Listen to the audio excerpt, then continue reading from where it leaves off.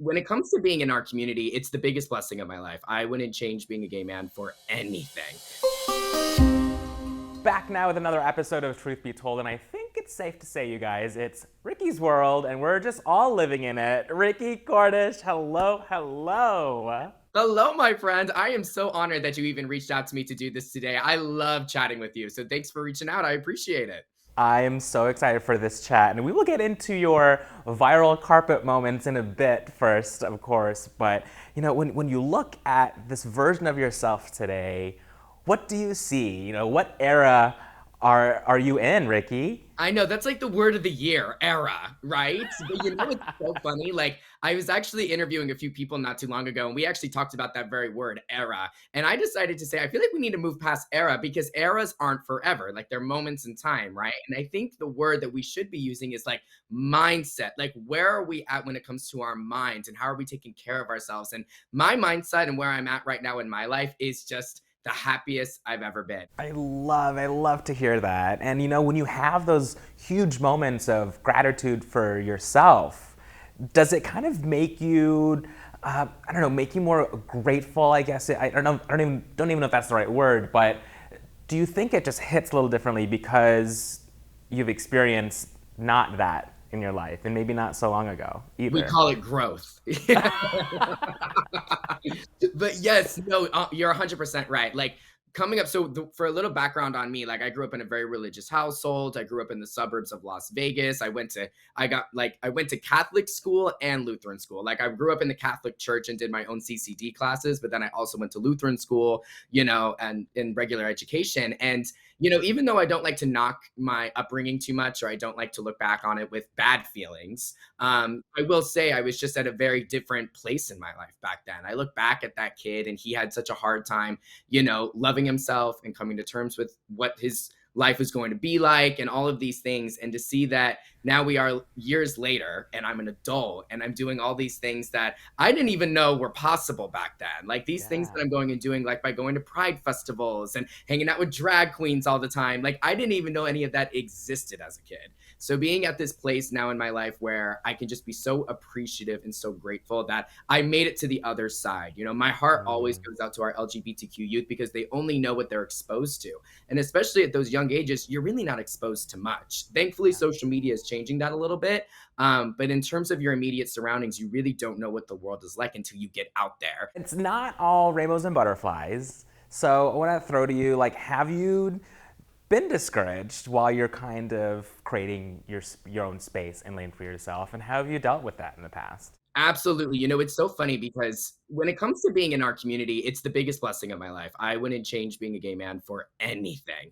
But I will say there's no handbook, there's no rule book on just being a gay man. It's something that we really have to learn by doing, especially if you don't really have anybody to look up to growing up like me. I really had nobody. And especially with the way our society kind of teaches our kids how to act and how to think, it's not very gay friendly, if you ask me. So really it's on us to kind of like rely on our community, rely on our chosen family, and just get out there and learn as you go. And so obviously what comes with that, it's a very beautiful experience, but it's a very challenging experience. I think sometimes people think like when you come out, everything is fine now and you get to live your life. And it's like, no, babe, like you're still a human being on this planet. And I don't want to discourage, I don't want to make it sound like, it's always a sad time or a hard time, but everybody, it doesn't matter who you are, everybody goes through something in their life and they all have moments of doubt. They all have a little imposter syndrome. They all feel bad at certain points in their lives. But that's what makes us human. That's what makes us, very different in a lot of ways, but also very, very much the same in a lot of ways too. So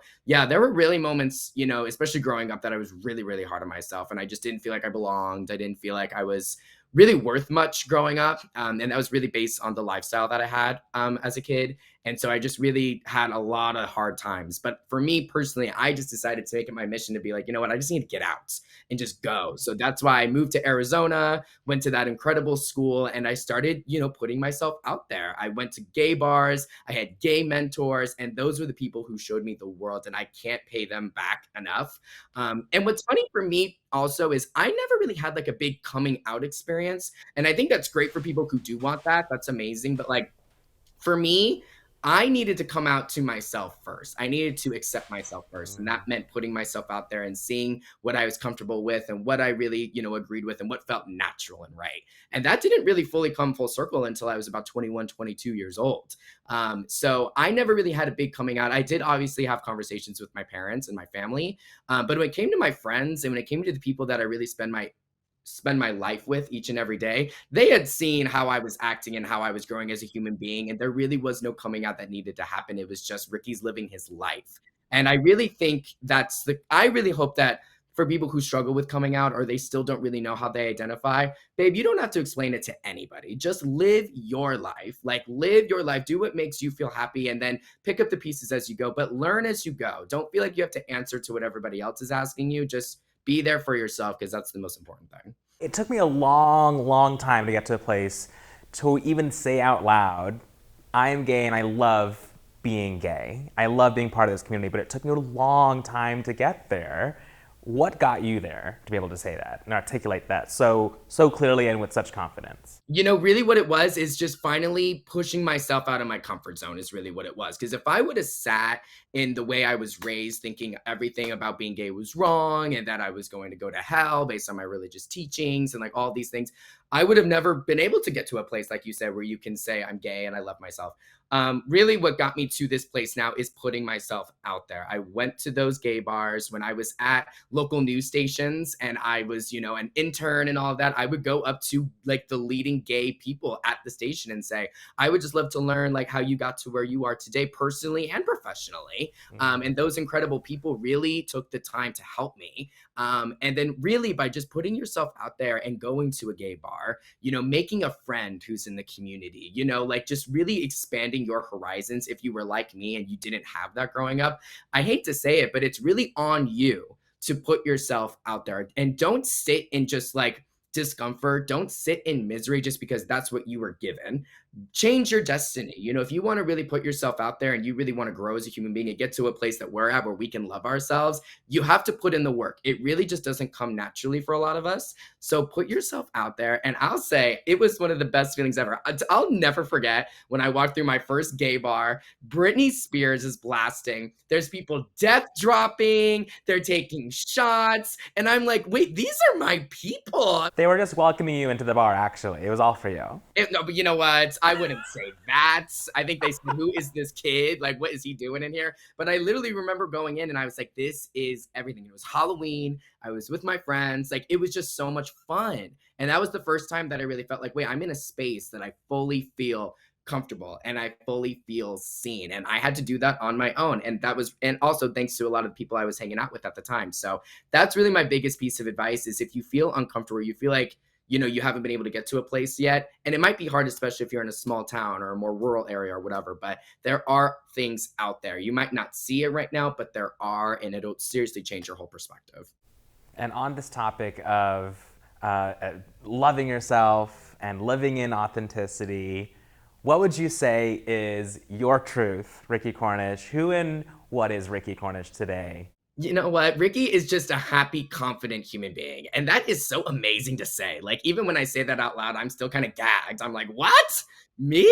Happy and confident? Who would have thought? But like, I really am at that point in my life. I'm just so happy. I'm literally just smiling all the time nowadays. I'm just, it's amazing to me because everything that I say and do, I just really stand by. And I feel so comfortable saying and doing. And I just don't feel like I have to apologize anymore. I don't have to feel bad about anything. And I had to say, it's like by embracing this confidence and being so good about what I want to do, I'm going out in the world and doing these crazy things. And especially being in this industry, I'm recording it and I'm putting it online and people are watching me getting into these really fun shenanigans. But that just feels so good because putting it out there and hopefully inspiring other people. I'm just so happy and confident in my life. I've really built such a good chosen family around me, and so many of them have really confided in me and just said that you've been there for me when nobody else was, and you've shown me that I can be myself and I can live my life. And like that for me, like at the end of the day, people I think the classic phrase is like people don't necessarily remember what you do, but they remember how you make them feel. And I just want to make people feel good and happy and loved and confident and comfortable and sexy and whatever it is. So if I can leave that impact on anybody, in my lifetime, then I've really achieved my highest dreams. Oh, I appreciate you. And that's what it's all about, sharing our Mhm. stories and encouraging other people to do the same. So thank you for that. Exactly. Mwah. Mwah. Love you, babe. To see more episodes of Truth Be Told, check us out at Plus Life Media and pluslifemedia.com. Until next time, let your truth be told.